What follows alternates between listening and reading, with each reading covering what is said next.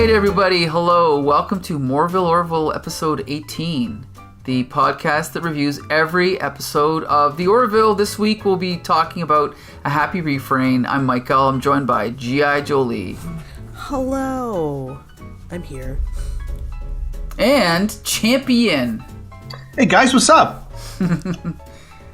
Nothing much, really. Just here talking about the Orville because we love it so much. Sweet. So this episode, Happy Refrain, A Happy Refrain, and Champion is our summary guy, so he's going to tell us what happened in this episode. Oh, this is a very, very, very simple episode to summarize. Not an awful lot happens in this episode, but at the same time, an awful lot does happen in this episode. But in terms of the plot, it's very, very, very simple. We've got our A story, which follows Bortus as he endeavors to grow a mustache. A story indeed. Yes. And then our B story, which isn't quite as significant. Claire Finn, Dr. Claire Finn, finds herself falling for Isaac. Isaac has been teaching her son, is it Ty or is it Marcus? It's Ty, the little one? Yes. Teaching Ty how to play the piano. Ty is an unexpected piano virtuoso. He puts on a little performance for the crew and everyone loves it. And Claire basically asks Isaac out. Isaac says, yeah, this would be a great way for me to learn more about people. I'm down for it. And the episode just kind of follows the trials and tribulations of this unlikely romantic pairing. Claire and Isaac, they go out for dinner. Things don't really seem to work out that well. There's the fact that she can't really see him like as a person. He's more of a robot, and she has trouble sort of outgrowing that connection. At the same time, Isaac is asking for advice as well from I think is it Lamar? Yes. And Lamar helps him out by suggesting clothes to wear on his date. Just giving general advice. The relationship comes to a point where Isaac and Claire become physical, but at that point Isaac says, "Okay, I've learned everything that I can," and he breaks up with her again with some hilarious help from Lamar. It creates some friction when it becomes clear that they're going to have some difficulties working with one another, and a little plot twist when Isaac actually, it seems almost as though he's developed some feelings of his own for Dr. Finn.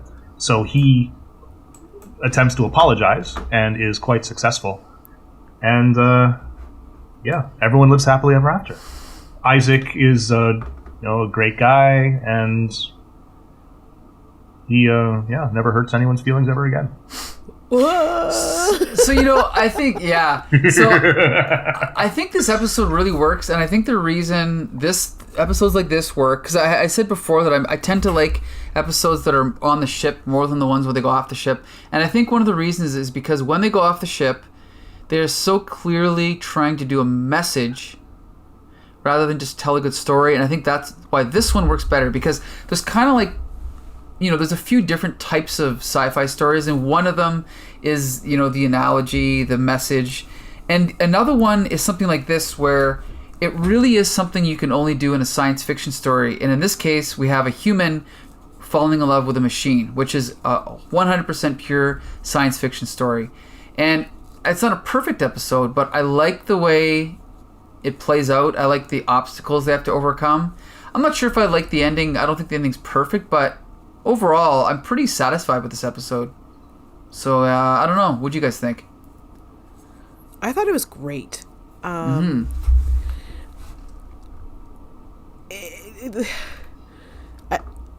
love when the jokes come from Bortus, but I love even more when the jokes come from Isaac.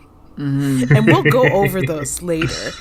Yeah. But I love how everything is written, even up into the point of why you find, like, how are we going to get Isaac back to the point where he thinks that he needs to get back together with the doctor? Oh, they explain it in a very scientific way, because in our minds, he's a robot. He shouldn't actually have feelings. We know he does not have feelings or emote. Cool. But he has changed the algorithms inside his programming to, take care of or become attuned to humans.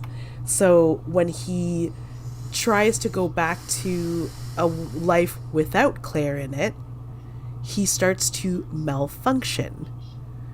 Or the math doesn't compute, different algorithms don't work correctly. And I liked how they used a more scientific way, even though it probably isn't right, a more scientific way to explain how a sentient android type being could possibly miss the relationship that they used to have with somebody. I liked how they explained that. Yeah, that's a good point. Yeah, because that's kind of it's like a hard leap to make in logic, even with the episodes with Data, which were all excellent, the ones that focused on Data and TNG. They would try to rationalize, Data would say, well, I don't, a character would say, well, I miss Data. And then he would say, well, he would give a scientific explanation for, the closest thing that an android would have to actually missing someone. But I feel like you're right. I feel like the explanation they gave for Isaac in this really worked. It was very similar to episodes of TNG where they had to make Data seem human in that sense as well, and very similar explanation as well. Data, I'll quote him as saying, "As I experience certain sensory input patterns, my mental pathways become accustomed to them. The inputs eventually are anticipated and even missed when absent." That's exactly the episode I was talking about. Yep. And that was a very good explanation for TNG, and they did something quite similar here. There's only so many ways that you can make a robot with no feelings miss a person. So it's they had to do something similar, but it worked. And Isaac, the way that he's written in this episode, they did a great job of sort of capturing that sort of naivety that. They did a very good job of that in TNG with Data as well, and I'm glad that they haven't tripped over themselves here. Now, what did you guys think of seeing? What's the actor's name that plays Isaac? Mark. Jacob? Mark. No, I'm kidding. Yeah, Mark Jackson. That's it. I mean, it's funny because Mark obviously Jacobs. I've seen this episode before, but I did notice that his voice was slightly different, which I think just shows that he probably says his voices on set, then he overdubs them later, and they probably add some compressors and modulation. But it was pretty cool to see him out of his outfit. Whenever there's an actor in a movie or TV show that plays like a fantastical character, and then they appear on screen, like remember when the Andy Serkis, the actor that played the Gollum? Yeah. When he appears in the third Lord of the Rings movie, it was like an out-of-body experience for me. I was like, that is so freaking cool. So anyway, I thought it was really cool to see him. Absolutely. They did a good job as well of making him look human but not feel human. Right. He still felt like Isaac. Exactly. Good point. Yeah. And I think we might have mentioned this before, but this actor looks like he could play an android, right? Because he has like a very mannequin-like face, right? Yeah. So I mean, it's a total compliment. Yeah, it's in a good way. Yeah, he's a handsome man in a. There are people who are good looking in a non-mannequin way and in a mannequin way, and he just happens to be like a mannequin, like good looking. Anyway, he looks best when he's holding very, very still. Yes. Yeah, I don't know what else to say about. I mean, yeah. The little twist where he not twist, but the whole point when they're on the date together and he knows everything about her, then he has to erase his memory. I thought that was pretty cool. Absolutely. I don't know. Yeah, that was a really nice touch, I think, and it showed that Isaac is understanding a little bit about what makes humans humans. And when you stop and consider that Isaac's whole point of being on the ship is to learn as much as he can about humans, about people. To have him delete a bunch of stuff that he's learned, it's a sacrifice that he's making. Yes. Because that's the most important thing. That's his ethos, is to gather information. Right. And then we'll find out why in a future episode, which we won't talk about yet. But yes. Sounds ominous. That's I gotta admit, this is some very good writing on the part of Seth MacFarlane and his team to layer the episodes this way with this foreshadowing. Anyway, and now we're watching these episodes again for the second time, so it just shows how well it was done, I think. Yeah. I think this episode too does a really, again, in staying in the ship and keeping the drama within the cast and the crew, it does a really good job at relationship building amongst the primary bridge crew.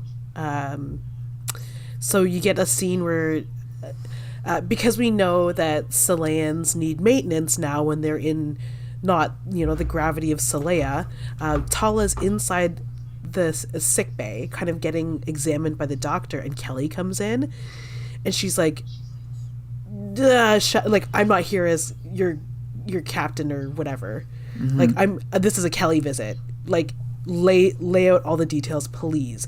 We heard the lame ass account from a robot about your date. Now, can you please just give us the juice?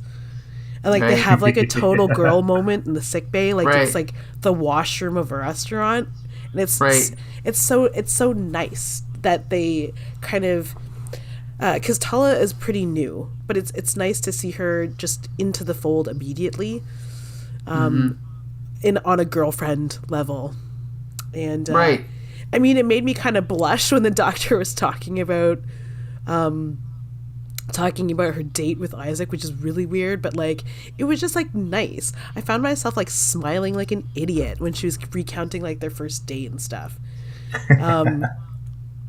Just the way that you watch high schoolers and High School Musical go on their first dates. As an adult watching this stuff, you're like, oh, and you're you feel kind of embarrassed that you're giddy, and then you look around, you realize you're in the room alone, so you let yourself have those feelings. But anyway, that's going somewhere that I don't know is meant for this podcast. So anyway, the relationships between the crew members.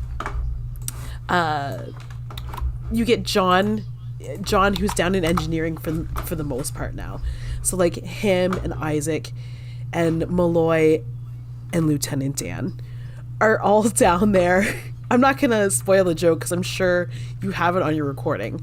But oh yeah, it allows their characters time to breathe together too. So they have this little boys club where they're talking about now Lamar gets to coach Isaac, of all people, of all androids, on how to have a first date. Right. It's super cute. And I love Yaphet. He's just what? She said yes to you?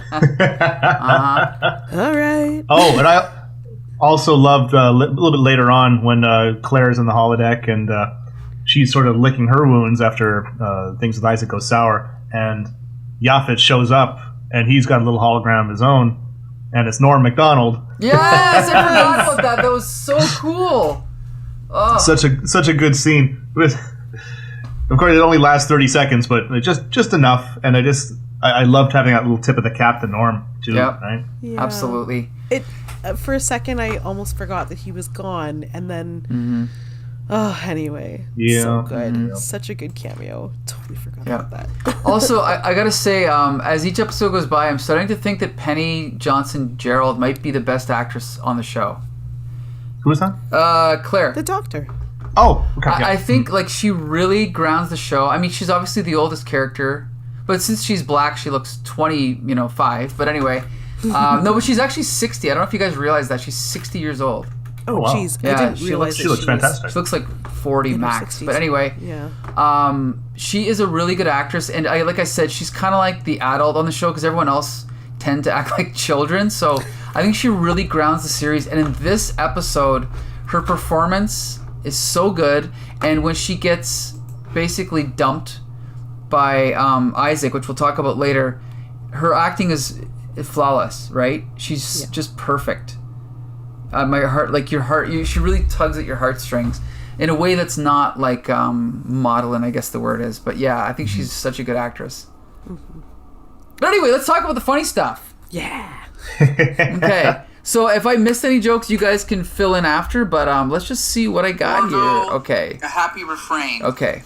I have some really neat shirts if you want to borrow one. I mean, not just for the date. Anytime. Once again, Lieutenant Dan. Yeah. Anyway, okay, here's another one.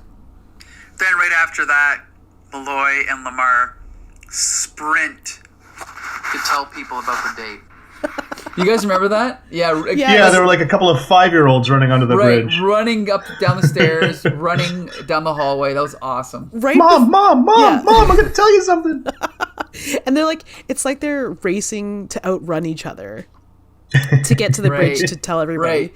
But right before that all happens, even before the Lieutenant Dan stuff with the shirt, Isaac's like, okay, I need your advice about a first date. And Malloy starts talking, and Isaac cuts him off and goes, no, just Lieutenant Lamar. Yeah, that's right. Yeah, that was funny. Yep. Because even Isaac, as a robot, knows that Lamar is probably the best at this one. Right. Okay, here's another one. Okay, listen. Let's flip the tables here. That's not what I meant. That joke didn't do it for me. Oh, really? I loved it. I mean, like, even Isaac's not that literal that he's going to destroy a table just because she said something. No, didn't do it for me. Oh, I love it. Julie, did you like that one? It startled me, and then I was like, oh. And then just now when you recalled it, I laughed. But yeah, I thought it was good. Okay, let's see what else. Let's just ignore that noise. As I am incapable of stuttering, I must conclude that you heard me.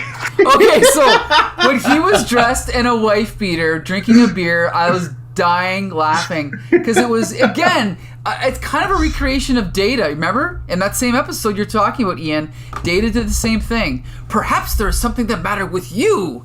Excuse me? Perhaps there's something the matter with you. Is that not the correct response or whatever he says? And this episode takes that up a one upset by having him wear like a wife beater and again not so tidy whities. Yeah. Ill-fitting briefs. It was just right. It was so funny. Everything he said, and then when he was like, he said something about you need another. I don't know, it was something about eating too much or something, and then he was like, perhaps you're on your menstruation period or whatever he said. I don't remember how he said it, but again, it was just so funny. Every cliche in the book, it was great. Yeah. I love that. I mean, aside from telling her to calm down, which Cassius does to Kelly, like, earlier on, aside from telling her to calm down, everything was on the money. Yeah. Right. But it was great, too, because it was over the top enough that Claire knows exactly what's going on. Right. That he's just doing a thing and that this isn't exactly how he feels. Right. Well, he's a robot, doesn't feel, but you know what I mean. Mm-hmm. So yeah, I don't know. I don't know if there's any gags I missed, but those were my favorites. So anyway. So yeah, overall this was... Well, go ahead, Jolie. Oh, I said we already talked about the Yaphet thing in the simulator. Well, I wanted to bring something up about like this episode takes place only on the ship as well. But something that stuck out with me is that there are little set pieces on the ship itself. They're finding ways to make very interesting. I really liked. I think that they repurposed the shuttle bay when the symphony came to play for everyone. I love that. Yes, that was a great scene. Oh, yeah. And first of all, I love the fact that they involve music into the episodes as well. That's something that TNG was also very good at doing. But to have the symphony there, and they've got the shuttle bay door open, you've got the backdrop of the stars, and it's just a really well-lit scene. Everything's nice and moody. Everything seems very intimate. And, even though the episode is completely on the ship, they still find ways to make things visually interesting. Now that leads me to my one complaint about the episode, and it's a very, very small one. Is it Ty, the little one? Yes. Ty's the little kid who is the piano virtuoso. That seemed a little too far-fetched for me. Little 4-year-old kid that plays like that. I understand they wanted to have a little child prodigy, but make Marcus that kid. Yeah. Make Marcus that kid. Because we already know a little bit about him. He was hanging out with the troublemaker in the other episode. If you make him like a brilliant pianist as well, then it gives his character a little bit of depth. Which, you can't make a 4-year-old that deep of a character. So don't waste that on him. Yeah. Use that on the older kid. But that's just such a tiny little thing, right? Yeah. It's not going to ruin the episode for me. And even if they had Ty playing the piano, he doesn't need to be like a prodigy. No, he doesn't need to be the best pianist I've ever heard in my life. Yeah. No, this 4-year-old is the best, and he's really good. Like no one seems to be making that big a deal of it. Right. Yeah. And like we all know that he's that Isaac has been teaching him how to play the piano.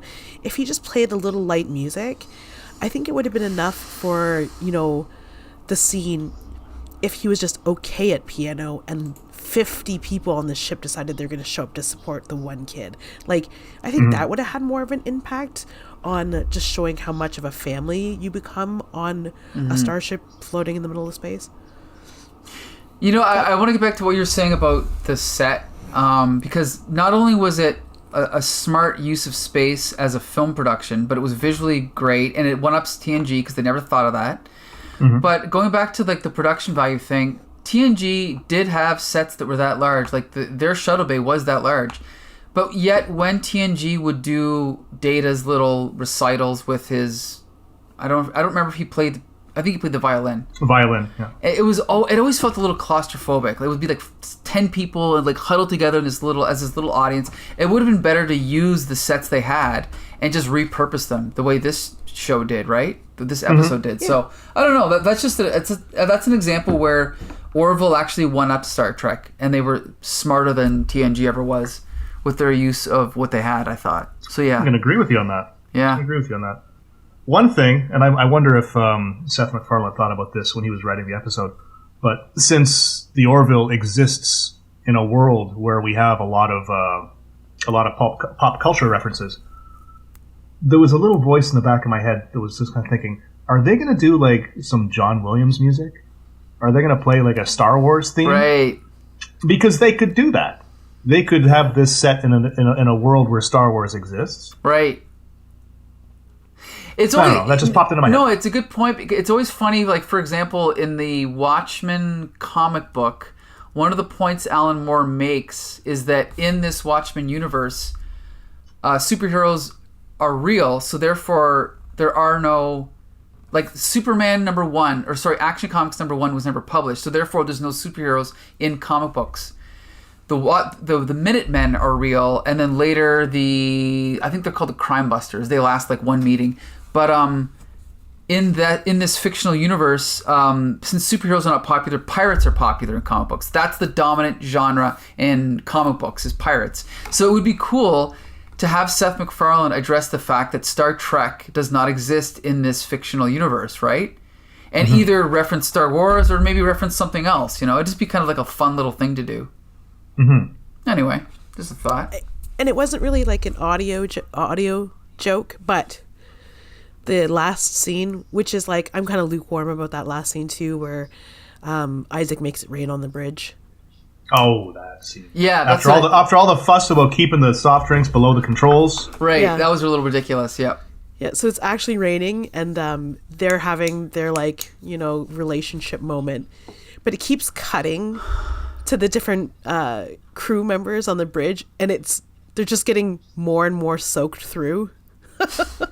I just thought that was it made me chuckle. Well, also, I did read up on it. Apparently, they filmed it all on a green screen, because I was wondering about that. But it's also funny how none of them react. Like, they're getting poured on, and they're just sitting there soaking it in. It just seems a little ridiculous, but whatever. Yeah. It wasn't the worst thing. No. I guess it's showing that Seth MacFarlane really does have a sentimental streak, right? Like this episode combined with the last one with Billy Joel. Yeah. Whatever. Like I said, I like me some Billy Joel, but I would have picked someone different. But anyway. Maybe So- he has a special relationship with somebody outside of the show where they watched Singing in the Rain and that's a thing. Yeah, could That be. wouldn't surprise me. No, I mean, at this point, I really would put a lot of my money on it. I mean, it's not a lot of money, but it's some money. Right. It's $5 exactly. That's a reference to something you said earlier that probably wasn't recorded. But anyway, okay. So I guess that wraps up this review. Again, yeah, this was definitely a good episode, I thought. Not perfect, but it was definitely a good one. Very good episode. Very good episode. Did a lot for Isaac's character, and I hope for a lot more positive Isaac stories in the episodes to come. Yeah. Jolie, you agree? Absolutely. I really like this episode. Warm There you fuzzies go. all around. Yes. So that wraps up this review of the Orville episode 18, A Happy Refrain. You can find every episode of MORE-VILLE Orville at www.comicbooksyndicate.com. We are reviewing every single episode of the show in preparation for season 3, which is coming in June, I believe.